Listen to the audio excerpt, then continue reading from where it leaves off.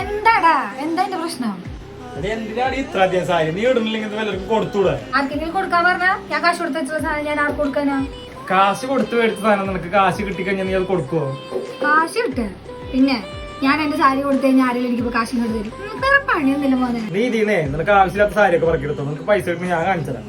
എന്റെ ഉള്ളൊക്കെ ഞാൻ എടുത്തിട്ടുണ്ട്. ഇതുകൊണ്ട് കിട്ടുമല്ലോ അല്ലേ? കിട്ടൂടി, നീ വായോ. നമ്മുടെ തൃശ്ശൂർ രാഗം തിയേറ്ററിന്റെ നേരെ ഓപ്പോസിറ്റുള്ള മുരുകൻ പാട്ട് സെന്ററിലേക്കാണ് നമ്മൾ ഇന്ന് വന്നേക്കുന്നത്. ഞാൻ ഇത്ര സാരി കൊണ്ടുവന്നിട്ടുണ്ട്.